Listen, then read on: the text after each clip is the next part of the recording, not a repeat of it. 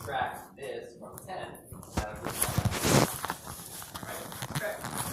So how do we find the third side of the triangle?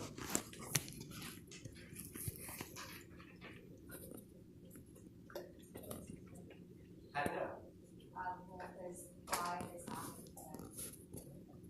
Right there, right? Like identifying special triangles and identifying 30, 60, 90s can be as simple as, hey, is the hypotenuse twice one of the sides? Right? If you recognize it, remember, that's the formula for 30, 60, 90, right? Hypotenuse is 2s, side across from the 30 is s, which means the side across from the 60 is s times square root of 3. And I know, like, trust me, I know that these are like brand new concepts. You're like, what, 8:40 in the morning or whatever, you hit me with these crazy triangles with radical 3 or whatever. But I'm telling you, this is why it matters. Now the good news for us is, so Alyssa's like, hey, I see a hypotenuse of a triangle that's twice the side. That's absolutely a trigger, right, or an indicator for us that it's a 30, 60, 90 triangle, right? Which would mean that this third side here would be what? The small side times the square root of 3, right? 5 times the square root of 3. Which means, right, the distance RS would be 10 minus 5 square root of 3. Now here's the good news. Even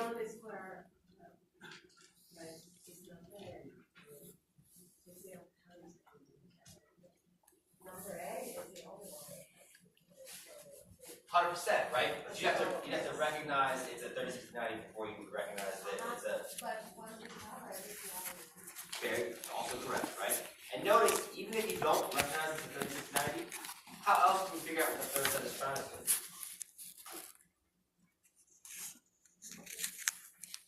Do we know two sides of a right triangle? Yeah. What can you do if you know two sides of a right triangle? Find the third side. Pythagorean theorem, right? A squared. So we did that, right? 5 squared plus x squared equals 10 squared. So 100 minus 25 equals x squared. X squared equals x equals square root of 75. Guess what the square root of 75 is, guys? 5 squared. Okay. Square root of 75, right? And we'll talk about this a little bit. When you pull out the square roots, right? The square root of 75 times square root of 3, square root of 25 is 5, right? Still left with the square root of 3. So whether you recognize as a 30, 60, 90, or you don't, you can still just fall back on the, hey, I know two sides of a right triangle, so let me use the Pythagorean theorem to get there. But the point would be, I think, you'll see many problems where these special triangles, the 45, 45, 90s, where the 30, 60, 90s tend to show up, right? And they're absolutely assets for us. Take a look at this, right? I mean, this kind of, yeah.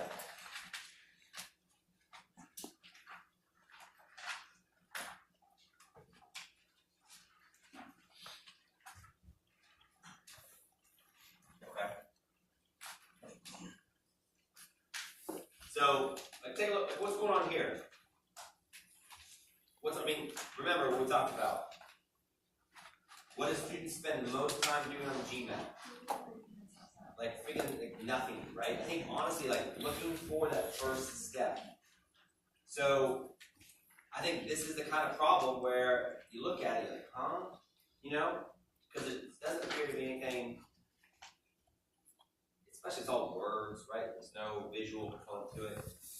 So what should our kind of clue be, right? Where is it sending us in the right direction? What do we see? What these informations kind of give us a shot at it? 100%, right? Like when I'm telling you, right? Once you become enlightened on the special triangle area, anytime you see a 30, or you see a 60, you see a 45, like that's to me what I was thinking about right away. Okay? So like if I see the 60-degree thing, I'm like, hey, can I turn this into a 30, 60, 90 triangle? Because once again, right? If you can turn it into a 30, 60, 90, then if I can figure out what one side is, then I know what all the sides are. So we're going to say, all right, well, 60-degree angle, 70-foot ladder. All right, got that. And then 7 feet above the ground. And so it wants to know how many feet above the ground does the ladder reach. So we can figure out like what this distance is, plus the 7. And take a look at it, right? Hey, basically, if I connect this down, this makes it a 30, 60, 90 triangle, right? So then this distance here plus the 7 will give me my answer. And if it's a 30, 60, 90, this is the 90 degrees here, which makes this the hypotenuse, or the 2s. So 70 is the 2s. Then s here is going to be 35, which means the distance across from the 60 is going to be 35 times the square root of 60.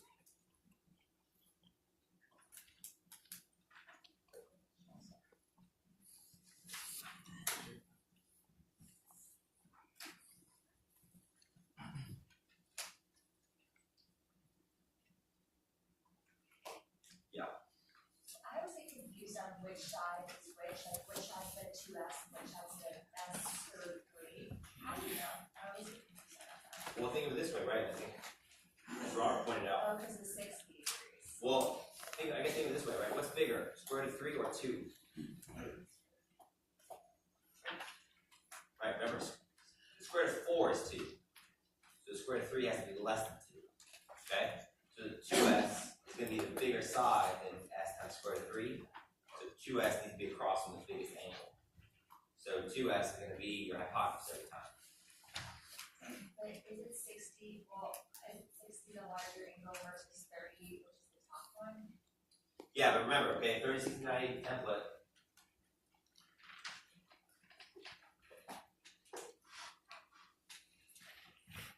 Right?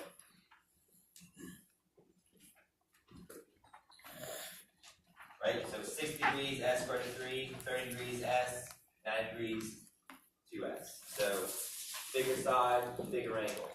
Second, smallest angle, smallest side. Middle angle, middle side. Okay. Now, young lady with pink over here, what's your name? Kelsey, is this just, I'm sensing maybe there's a little bit, maybe we're confused here, are we okay? Okay, so let's talk, I promise you're not the only one. So, what is the confusing part of it, or what's the gap that we're not closing? In terms of like, so we got this, right? We okay here? Because this is just us demonstrating visually what they presented us, right? Hey, 60-degree angle, 70-foot ladder. So we're saying, hey, 60 degrees, that's one of the angles in one of our tools, right? A 30, 60, 90 triangle is a tool for us. So if that's 60 degrees, right, and you also want this distance down, so I drew the line down here, right, and notice that would make this the right angle. If this is the right angle, then that means this is the hypotenuse, or that 2s. So that's the 2s. Then the part across from the 60, right, because it's 60, so this side across from the 60, that would make this the s times square root of 3, which means this has to be the s, or the 35 feet. Which means then this has to be that s times square root of 3, or 35 times square root of 3.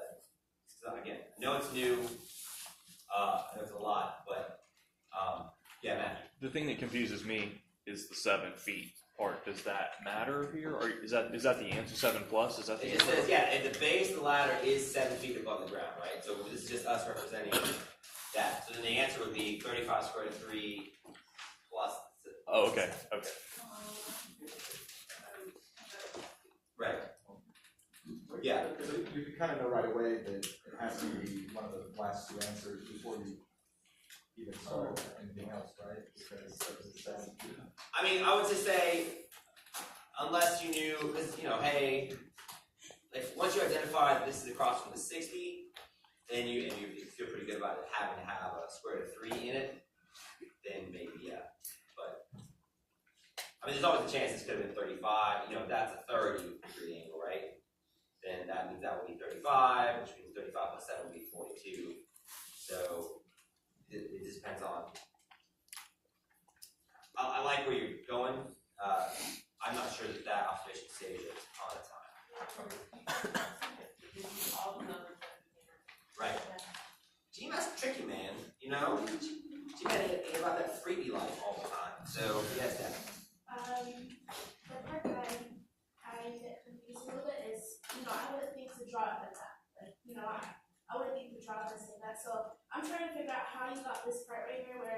So I can see where you get the ladder requires to have this elevated to an angle of 60 degrees, I got that. And extended to a length of 70 feet. So how would you know where that would go? Or which way the triangle was facing? That's where, because I would have never thought to put an angle that way and put the 70 right there. I wouldn't know where that 70 would go. Well, so it's telling us that the ladder itself, right, is 70 feet long. Okay. So that tells us like that whatever, so this distance, right, at whatever angle it's extended is 70 feet. Okay? Oh, so that's the ladder. I thought that Yeah. dotted line was the ladder. No, this is the ladder. Oh. Right. I'm sorry I didn't draw the damn fire truck, guys. But, listen, I'm about GMAT, not in graphic design.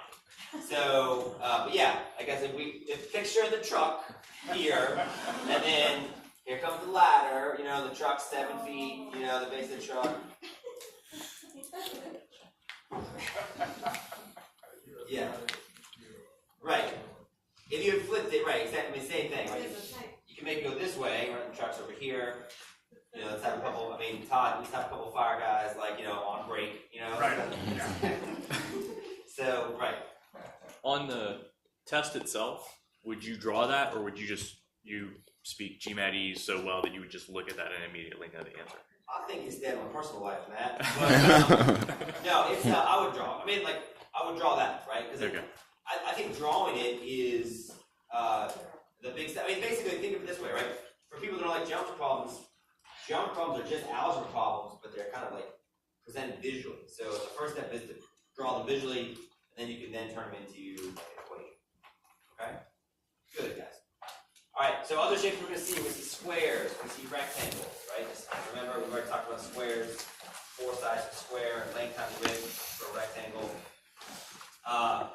Parallelogram. Just know that the opposite angles are equal. The area of an area of a parallelogram is the base, not the height. But once again, the height is a line that forms a 90-degree angle with the base, and then the angles next to each other add up to 180. For a trapezoid, we'll have an example here in a second. You won't have to calculate the area. You just have to know that you need both bases and the height to find the area of the trapezoid. So here's the parallelogram. But notice, even though the shape's different, our rules are very much the same. The things that we like to employ are very much the same, right? So, what do we see here? What's a good starting point for us? Yeah. We know that where 140 is, the rest of that is 40 degrees. So How do we know that the rest of that's 40 degrees? straight line. Right? We notice immediately, right? We have a flat line. We have every angle but one of them on a flat line, which means we know the other angle. Right? 140 plus this, that's equal 180, means that's got to be 40. And since, as a parallelogram, right, we have opposite angles going to be equal. So this is 40 means this is 40. Right? So that's cool. So we got x. So what are we going to do about that 2y? Yeah, notice since it's a parallelogram, right? Like we know that 140 here has got to equal 2y, or we could know 40 plus 2y has to add up to 180. Since adjacent angles have to add up 180 degrees either way. Right, 2y is going to be 140. Y is going to be 7. It's 2y, right? 2y is 140.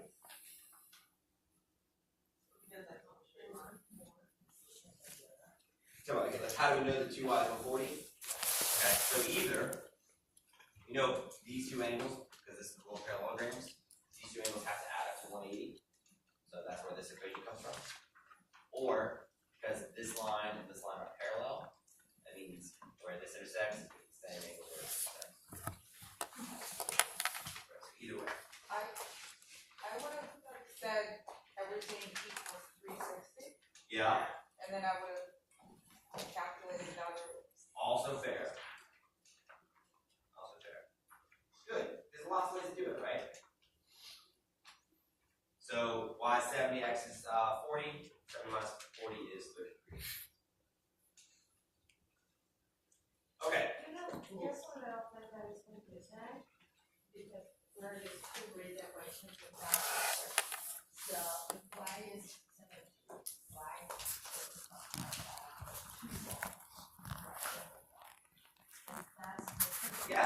I mean, yeah, that's part of it. They don't just make it, she's saying, hey, it makes it harder because they don't just make it wide, they make it too wide.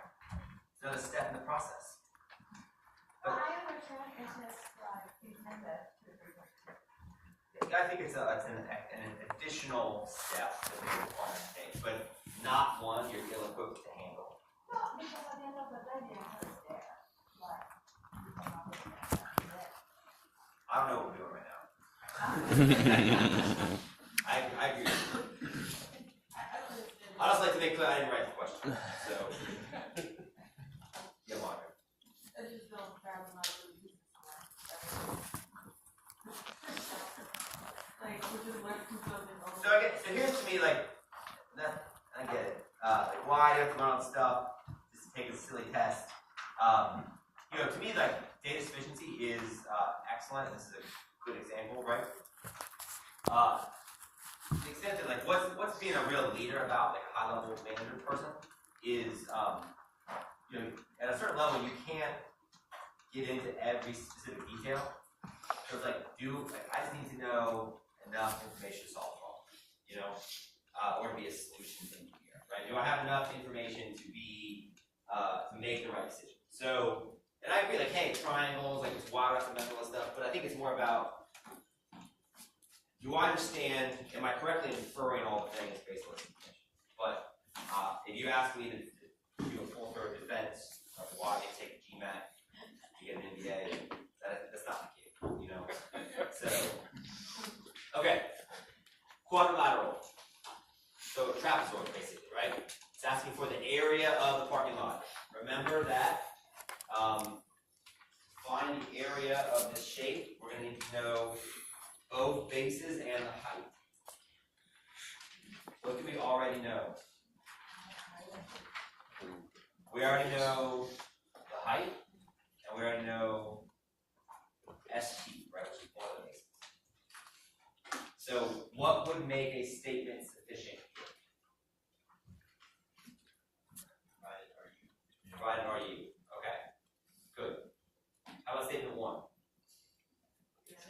Pretty helpful, right? Yeah. Takes a lot of mystery out of it. Right? We know ST already.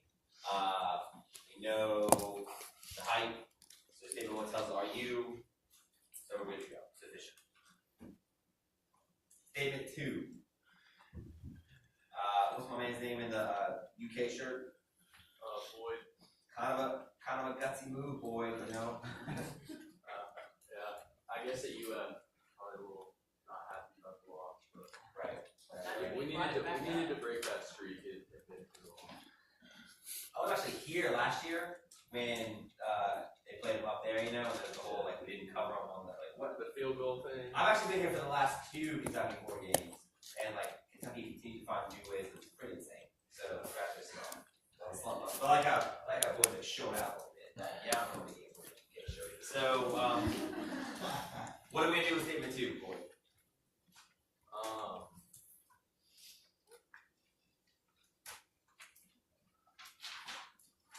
I don't really know. All right. Well, let's talk. What does it tell us? Like, so it tells us what? The side. Okay.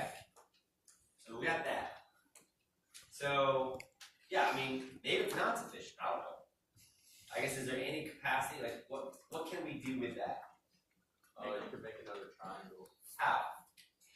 Connect or a straight line down from T and make a right angle. Do we know what the measurement would be of that? Yeah. 60. Because why? Because it forms a square.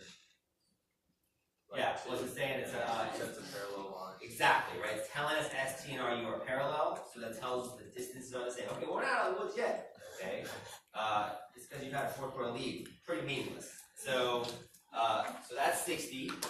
So we know these 2 sides. So then what does that tell us? You can get the area, FT by you, because it's parallel to the other 15. Well, okay, so we know. So we got this 15 here. What about this? That's above 45. That's 45. All right, and then what about this? Is that remains. Right? Notice, so we have 45, and then, yeah, because of the fact that we now now know, hey, two sides of a right triangle allows us to find this third side, right? Good. So again, notice again, the question, you don't have to calculate it, you just have to know you could.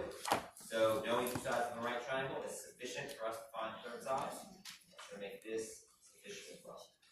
Wait, I'm I can see that. How do we get to that? Now we got 45. How do we? So we now know because this is 60, right? So it's a right triangle. One side, two sides. Once you know two sides of the right triangle, you can use the Pythagorean theorem to find the third side.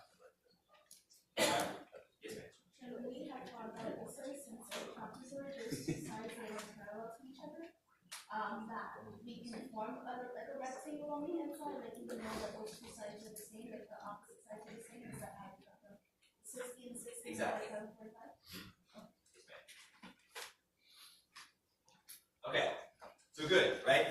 So doing all those things I think is cool, and it's helpful because then it allows us to do problems like this, right? So it's a Montes question.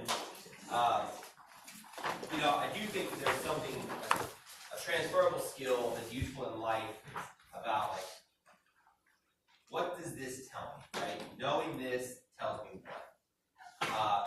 And so, like, I think this is, I love this problem because I think it like looks to me like one of the hardest GMAT problems, right? Like, I mean, what's hard? Like, first off, what is that shape? Have we entered some sort of a weird GMAT vault? And what else is hard about it?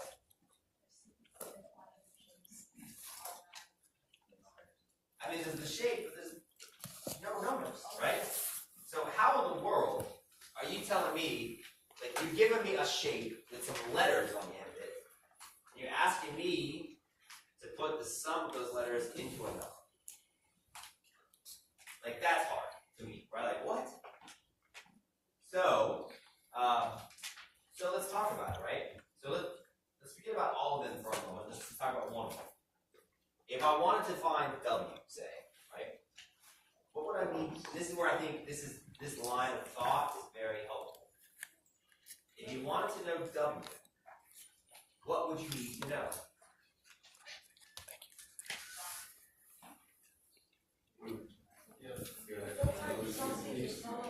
Well, I don't know. So we need to know the other two angles here, right? Okay, good. Like, I agree with that. If we knew these two angles, then we could find W. Because we now know, right? That would put W in the context that we know has been meaningful for us. Right? Now we put W and hey, it's one of, that's the third angle in a triangle, which we know the other two angles. So yeah, I agree. If we can figure out what these guys were, then we can know W. We don't know what those are. So the next question would be, what would we need to know to find these two angles? Good. Right? If we knew these angles, then these angles would get us these angles, right? And these angles would get us double. So, how, is there some way we can know what these angles are?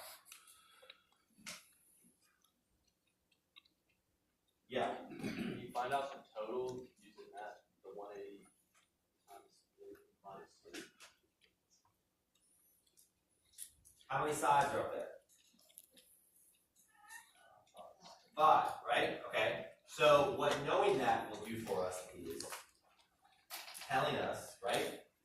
5 sides times, so 5 sides minus 2, right, is 3, times 180 means this formula is going to tell us that the sum of all the angles in this shape have to add up to 3 times 180, or 540 degrees.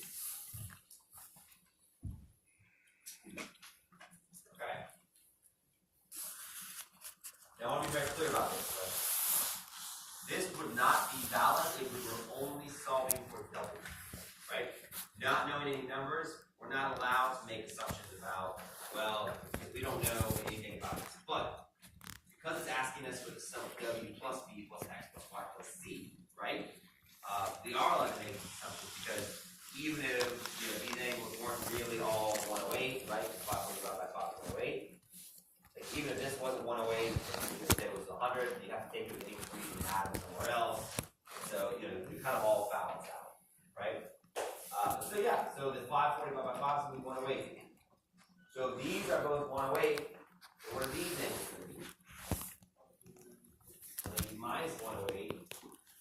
3, 72. So those are both 72. W.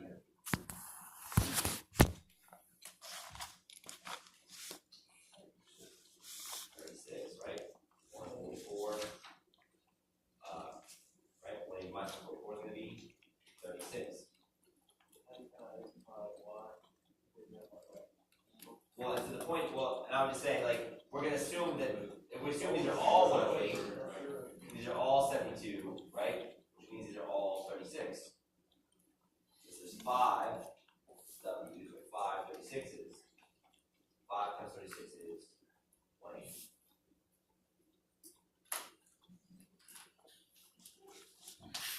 Right? So, I mean, like, that's higher level stuff, but it's, but what do we really do? You know? It's, to me, and this is why it's so important, ask the questions. This is one of these math questions. What would I need to know that? Right? Yes, ma'am. How did you get 72 again? How do we get 72? So, you see the 108, you get how we got to 108? Yeah. What do we know? Where's the 108 show up? Okay. On a flat line? And what do we know about flat lines? Equal 180? Yeah. Okay. So how do we know, sorry, to go back to the beginning, how do we know that it was like a perfect pentagon? Well, we don't know it's a perfect pentagon, right? And so, but we're making the assumption that it is for the purposes of our calculation. If it was only asking us to solve for W, we couldn't do it. But because it's asking us to solve for all of these, like what's absolutely true is all 5 of those angles have to add up to 540. Right. So I mean, so yeah, we wouldn't be able to solve for just this angle, but since we know all these have to add up to 540, then that means all these have to basically be like 180 minus whatever that's going to be, which means that you can test the back end of it, right? Okay, that makes sense. So only because we're solving for the collective shape of this, I guess, we are. Okay. Thank you so much. Yes. Okay. Good, guys. Right? Alright, we'll talk about a couple more shapes and then we'll take a break. You guys are doing well? Hang in there. So, circle. There's a couple things to be, these are as much as kind of hit you with some of these formulas that you need to know. Notice there's 4 things that you're going to be kind of responsible for a circle. Radius, diameter, circumference, area. What do you notice about all of them? R. And that's an only R, right? So, what that means is that if you know one thing about a circle, you know everything about the circle. Okay? Knowing the circumference is enough to get you the radius, right? Knowing the radius is enough to get you the area. Knowing the diameter is enough to get you the radius, right? So, one thing about a circle gives you everything. All the circles, or all the angles of the circle add up to 360 degrees. So, if area is pi r squared, sector area, or just a portion of the circle, is just the fraction of the circle over 360 times the area. Same thing with the portion of the circumference. It's a section of the circumference over 360, right, times the circumference. Now, what's up with this pi business? What do we know about it? It is. You should just leave it as pi, right? Just leave it as pi, like treat it like an x or whatever. You don't have to know anything more than that about it. Good. Yeah. Can you describe like circumference? Like, is that like what a perimeter? Exactly. Circumference is just distance around. Okay. Area is part inside. Yeah. Radius is the distance from the center of the circle to the edge. Diameter is from one edge to the other. It goes through the middle. Okay, now I just told you a lot of stuff about circles. What I didn't tell you is how to find the area of an exterior path. This is what this question asks us. So,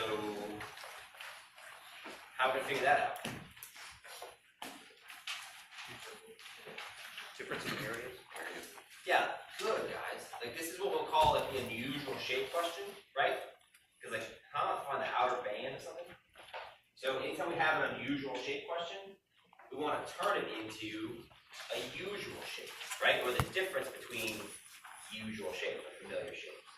So yeah, like, hey, it says the radius here is 8 feet, and the path is 3 feet wide. So notice we can find the area of the path by taking the area of the bigger path, right? Bigger circle, and subtracting the area from the smaller circle. So this, by the way, is where having a familiarity, I know David, we talked about this a little bit yesterday, but having familiarity with square numbers is going to come to handy. Like, you will be with the formula of area is pi r squared. So we're going to be squaring radii. We have to calculate the area. So yeah, like 8 plus 3 is going to be 11. Knowing what 11 squared is helpful to us. What's 11 squared? Don't know, you can always do the math, but you're allowed to do math with that, right? But yeah, 11 times 11 is 121. 8 squared is 64. So 121 pi minus 64 pi. And this is why I say just treat it like it's a variable, right? But leave this pi. So you just subtract, right? Not to mess with it. 121 minus 64 is going to be 57 pi. Yes?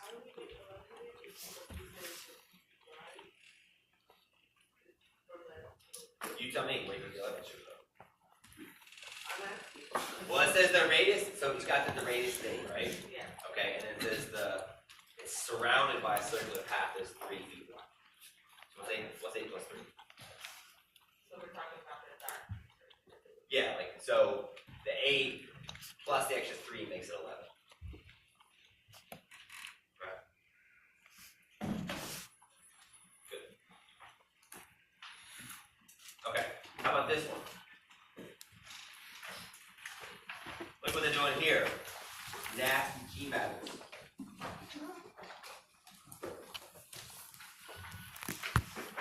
They took a dang triangle and they put it inside a circle. So, but we all, we want to be kind of paying attention and seeing how when they combine shapes, right? Portions of the shape of one shape can tend to be other elements of a different shape. So, like, what do you notice about this triangle?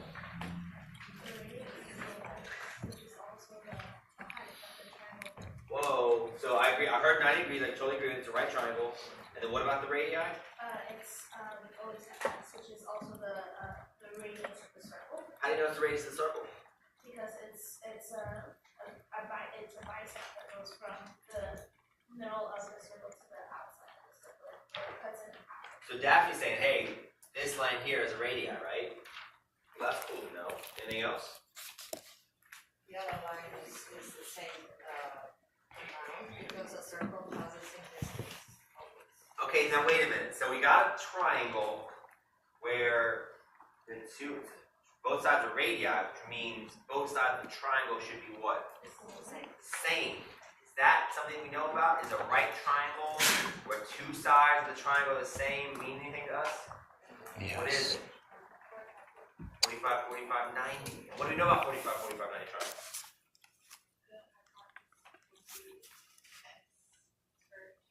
Yes. Right? Good. Like this is what it looks like, right? Look at us combining content. So, all right, if we have two sides of a triangle, a right triangle, that means it's s squared to 2. So when statement 1 tells us, hey, the perimeter of this triangle is 20 plus 10 squared to 2, is that pretty meaningful to us? Yeah, the question is, what's the circumference? So in order to find the circumference, we need to find the radius, right? Can you find the radius based on statement 1? Absolutely, okay? So, good. Well, notice that, so if we know that the two sides plus the hypotenuse, right? S squared to 2. Statement 1 is telling us that the perimeter of this triangle is 20 plus 10 squared to 2, right? So we would know, I mean, you know the hypotenuse has to be s squared to 2. So 10 squared to 2, that would make 10s. And s essentially is the radius, right? Like,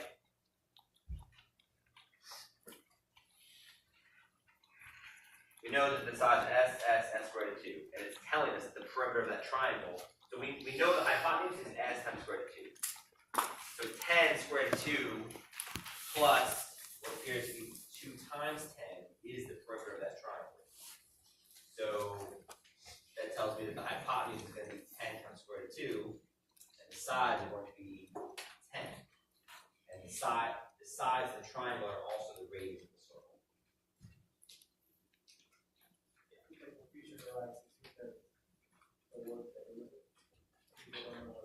Perimeter triangle is just what? Distance around the triangle. Right.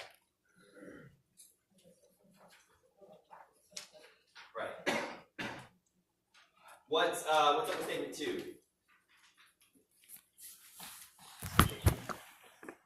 Why?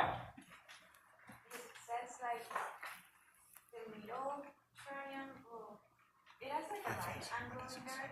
So Yeah. you get like 4 of those to come to Statement 2. like 60, so you have like 4 arcs. Absolutely, right? What she's saying is because we know the angle, so statement 2 says, hey, the length of arc XYZ, so from here to here, is 5 pi, right? The question is, what's the circumference of the circle?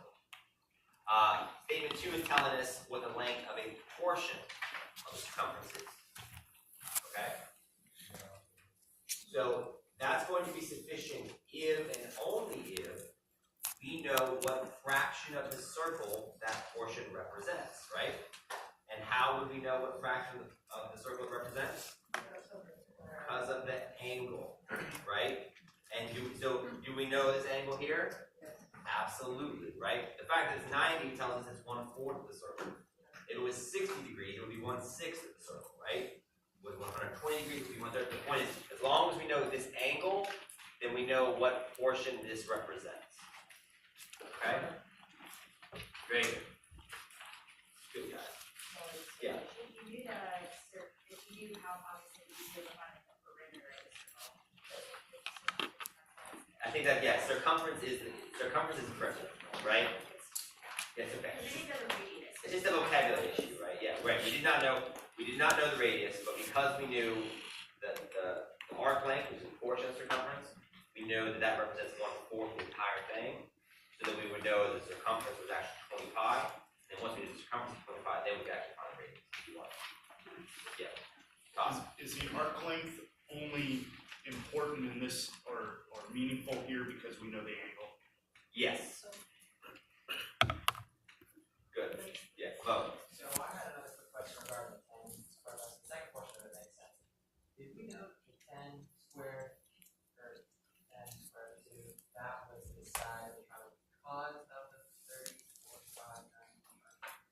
45, 45, 90, right? It says 45, 45, exactly, right? Because we recognize it as squared. So you would pull that out of that say because they can't break that down anymore. Yeah, it's only because, right, as Daphne noted, because we recognize that this, when both sides are, because we see that both sides of the triangle are radii, that means they both have to be the same.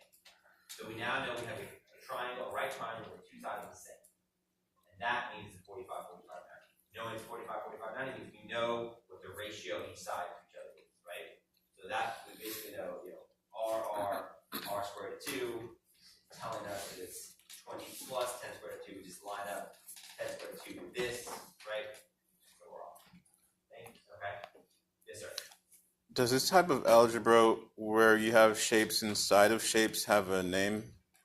Like Hell. It may, but I'm not familiar with it. Okay. Good. All right. A couple more guys, and then one more kind of main concept to talk about. And we're out for a little bit of break. What's this bad boy called?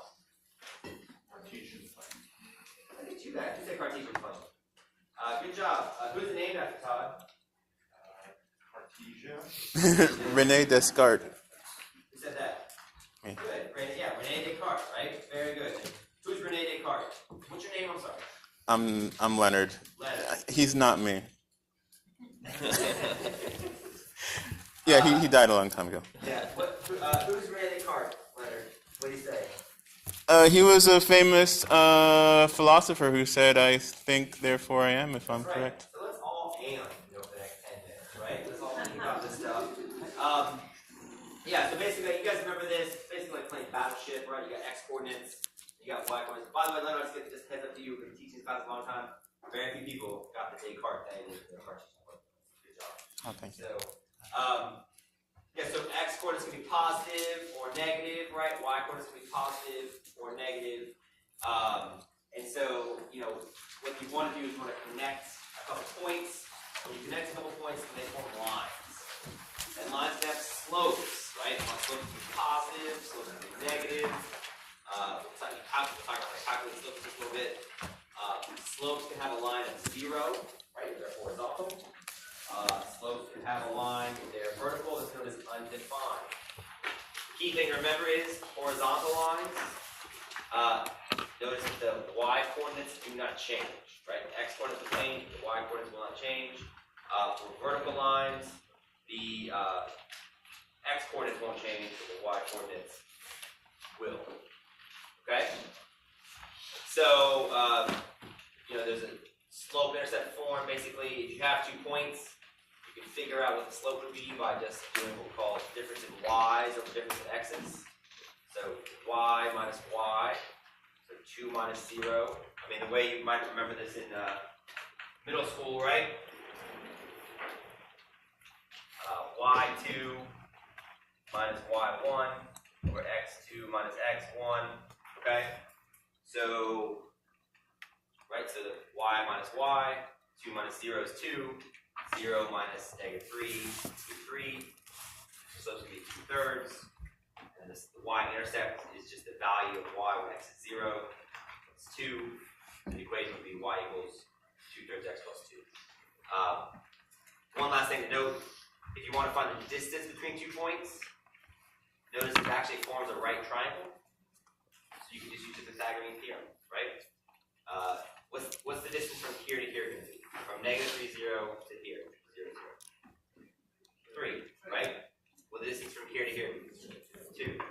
So 3 there, 2 there, 3 squared plus 2 squared, 9 plus 4 is going to be 13. So the distance between here is just going to be the square root of 13. Okay, good. All right, so just a couple examples of basically those are the rules. And we're going to use, it's just another format or template by which we can put these different shapes we've been talking about to use. So, rectangle coordinate system above, which is what we're dealing with.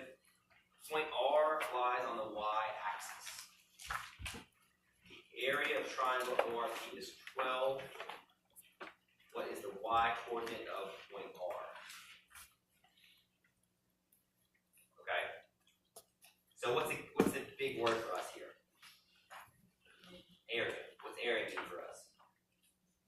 1/2 base times the height. What's the base and where's the height going to come from in this triangle?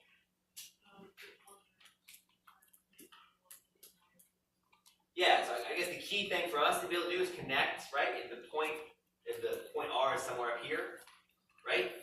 Notice that your base is going to be like OP. And your height is going to be OR. Does that make sense, right? I mean, it's basically a right triangle, right? Your base is going to be here, your height is going to be here. Do we know any lengths yet? What do we know? Base is going to be 4, okay?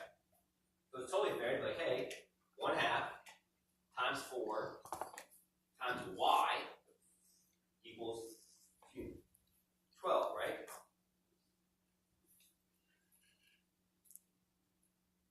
I think that's the key, is just as the x-coordinate essentially serves as the base, the y-coordinate will serve as the height.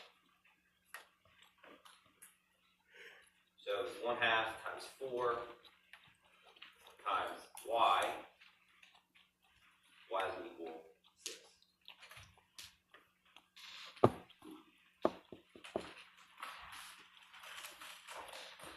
Okay. Good. 2 more, then we'll take a break. XY coordinate plane is point P, X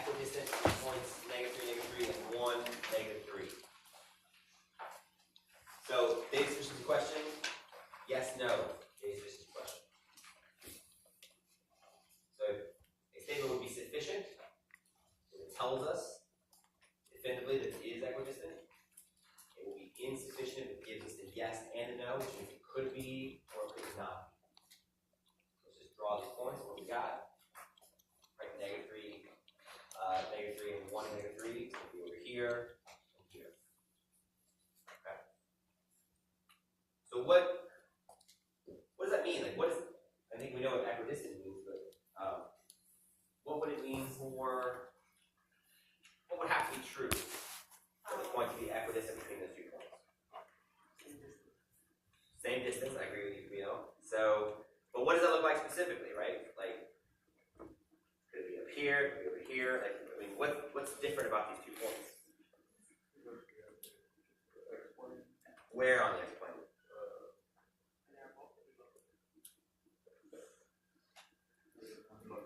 -1. Like, what's halfway between -3 and +1, right? A -1. So, if the x coordinate has a coordinate of -1, that's going to be equidistant. Right? So, statement 1 is sufficient because it tells us, yeah, hey, x coordinate is -1. What about statement 2?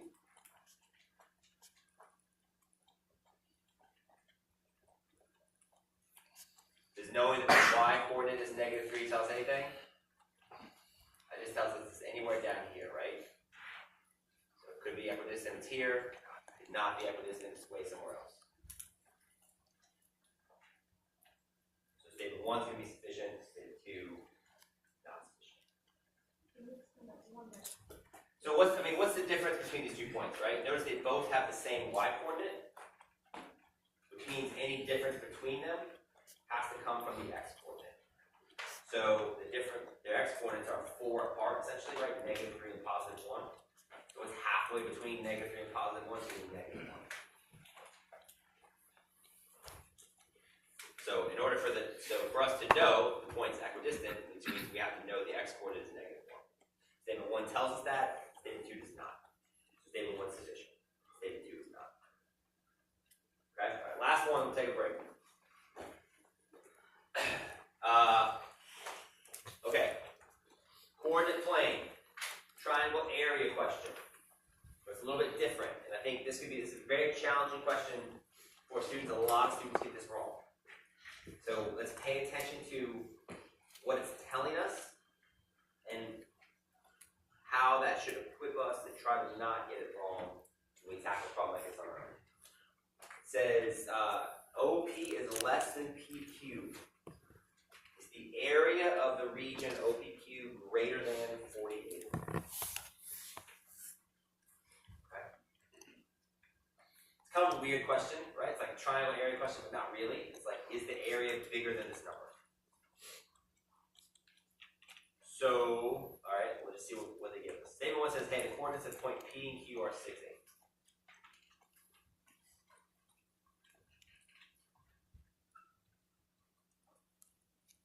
What does that tell us?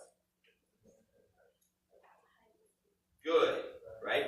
We got the height, definitely, yeah. So we very good, and we recognize that y coordinate, right, is the height of this triangle. What do we know, if anything, about the base? Yeah, go on. No, answering your question, I'm just Like a politician, right? Instead of answering the question you asked, I'm going to go ahead and say this convenient talking point. Yeah, go ahead. that's assuming that this is from scale, because otherwise that would be I don't understand. so right now it's clearly the height, the B is the height, but it's not drawn to scale for some reason. So, No, at least I'm sorry. how are we, I mean, we're drawing it based on, because it's telling us where point P is, and it's saying it's 6, 8, so, like, on the coordinate plane, it's 6, 8, so the key would be, since we know it's grounded in the center here, right, point Q's here, we know that those are on the x-axis, so yeah, we know that the base is going to be here, and the y is going to be there, right, or the height. I think you're making it more complicated. Yeah, it won't, don't worry about it being drawn. We're just basing our information on what evidence we have, right, which is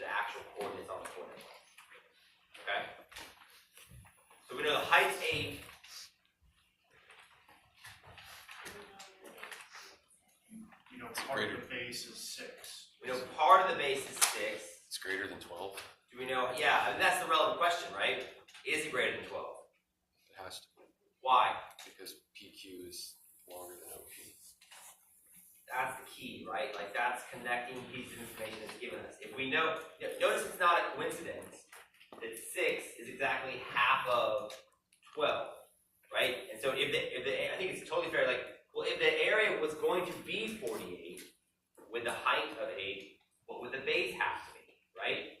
1/2 times 8 times what would equal 48? It would be 1/2 times 8 times 12. Okay? The base would have to be 12 for the area of the triangle to be 48. Notice that 6 is exactly half of 12. So if the second part of that triangle, right, were the same, then the area would be 48. But since we know OP is less than PQ, that means, right, this base is 6 here, but this has got a larger hypotenuse, which means this side has to be bigger than 6, which means the base has to be bigger than 12, which means the area has to be more than 48.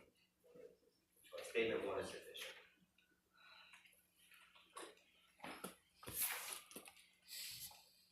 So to me, why do students miss that? I think it's because they can't blow past the OP is less than PQ part. Why do they blow past it? Because they don't know what to do with it. So I would just say, I would sort of encourage us to say, hey, if you're not sure, like, don't discard information just because you don't know what it means. In fact, like, we should challenge ourselves to do the opposite, right? When we're given a piece of information, we should, like, especially as we're practicing, try, like, why did they give us that, right? Why does that matter? I don't think we've seen the GMAT give us a lot of information that doesn't prove to be helpful or useful. So, anyway. Alright, cool. And then statement 2, right? By itself, it just says it tells us what the base is. So, what doesn't it tell us and why isn't it sufficient? It doesn't tell us the height. Statement 2 by itself is sufficient. Good. Yes, ma'am. I have a question on how you determined, so did you determine that O to where the base, to where the height comes down is 6? How did you determine that that was even like 6 to begin with, I guess? So, because it tells us the coordinates of point P are 6, 8, that tells me like from here to here is 6, right? Because that's from 0, 0 to 6, 0 to 6. And the height's 8, and so because this distance is less than this distance, from here to here has to be bigger than 6. I'm sorry, I got the coordinates wrong. No problem. Cool, alright. 5-minute break, come back, talk about some exponents.